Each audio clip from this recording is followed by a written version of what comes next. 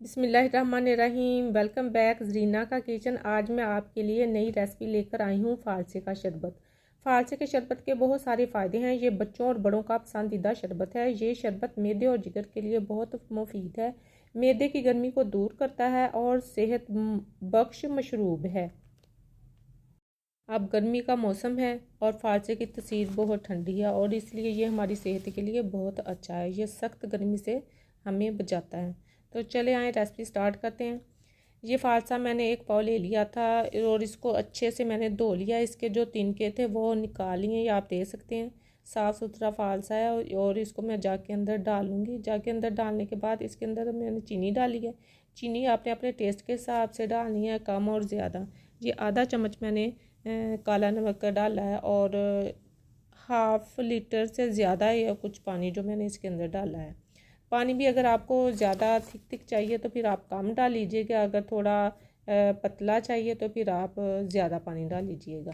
लेकिन फ़ालसे का शरबत जो है वो थिक ही अच्छा लगता है। तो मैंने तकरीबन इसके एक पाव के अंदर 3 पाव मैंने पानी डाला है। तो इसको मैंने अच्छे से ग्राइंड किया है ताकि जो है वो अच्छे से ग्राइंड हो जाए। ग्राइंड करने के बाद इसको चम्मच के साथ हिलाने के बाद फिर अच्छे से इसको निचोड़ लेना ताकि इसके अंदर ना ज़रा भी इसका जो रस है ना वो ना रहे। अच्छे से इसको निचोड़ लेना है। ये काम तकरीबन हमारा पूरा हो चुका है। अब मैं आपको इसकी एंड वाली जो लुक है वो दिखाती हूँ। ये देखें, ये हमारे बीज और इसके जो छिलके हैं वो तकरीबन अलग हो चुके हैं और इसका जो जूस है वो अलग हो गया।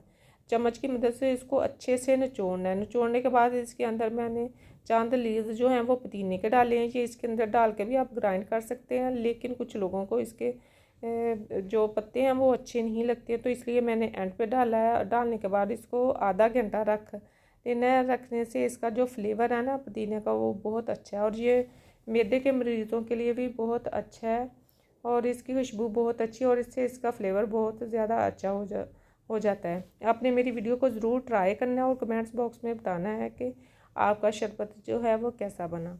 और आपने मेरे चैनल को सब्सक्राइब करना है और मेरी वीडियो को ज़्यादा से ज़्यादा शेयर करना है। ये देखिए, देखने में कितना अच्छा फ्रेश ताज़ा जूस तैयार है। ओके, अल्लाह हाफिज़।